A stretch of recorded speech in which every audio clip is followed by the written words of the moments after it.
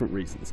Alien Isolation is a direct sequel to the original Alien film. What that means is no pulse rifles, no snappy catchphrases, and crucially, just the one terrifying slathering alien. You see, this isn't a shooter, it's a first-person survival horror game. It's less Call of Duty and more like PC nerve shredders like Amnesia, Dark Descent and Outlast. And I can say this having played it myself, I'm not sure us console gamers have had a horror game this intense for quite some time. It mercilessly ratchets up the tension to the point where I'm not sure I could manage to play more than 20 minutes at a time. In this section of the game, you're completely defenseless, so when the alien shows up, all you can do is hide. You can try and run, but you better be absolutely sure the xenomorph can't see or hear you. And while I can show you what it looks like when you miscalculate,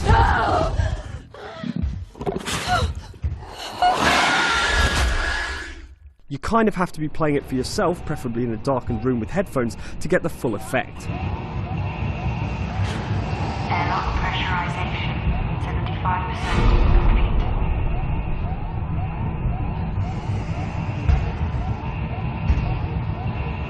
So how does this game fit into the Alien universe, and how does the story pick up after the events of the original movie? We asked lead game designer Gary Napper to bring us up to speed. When we first set out developing this game, the question we asked was, when the Nostromo disappeared, surely people would be looking for it, who would be looking for it? And it led us to this character.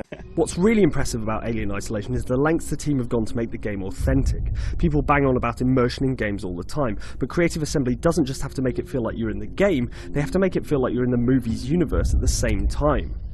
What that means is Alien Isolation is very much a 70s vision of the future. Props from the film were painstakingly reconstructed, and nothing's allowed in the game if it couldn't have been cobbled together using technology that existed when the film was made. Even the video screens have a load of analog distortion on them, which was recorded from actual VHS tapes. Oh, and if you don't know what VHS is, it's how people used to watch movies before the Pirate Bay came along. Everything except the map screen is in the world, meaning the motion tracker has to be whipped out and consulted, rendering the rest of the scene and potentially the advancing alien out of focus. I think it's close, Ricardo. Watch yourself, Ripley. Still, you won't be completely defenseless throughout the game. There's apparently a crafting system that will allow you to create distractions for the alien to aid your escape, and potentially even traps to slow it down. As you can probably see, it looks incredible, with the next-gen graphics engine allowing Sevastopol Station to look properly lived in. There's clutter everywhere, giving it that creepy, mysteriously deserted vibe that so many great horror locations have. It's playing it though that really convinces you this is going to be something special. When I finally escaped the sequence and put the controller down, my hands were shaking. It was that tense.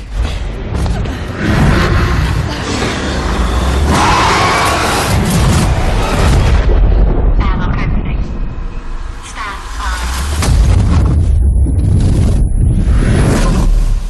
Of course, we still have questions. How will the pacing keep us interested between these more intense moments? Will the story match the quality of the setting?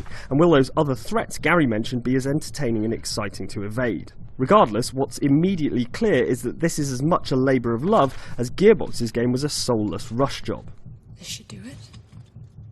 Oh, and here's a final thought before you leave us. It's a good job Gearbox's game was delayed for so long that this game was already well in development when Colonial Marines finally came out. Otherwise, we reckon an embarrassed 20th Century Fox would have pulled the plug and we wouldn't be seeing it at all. Funny how the world works.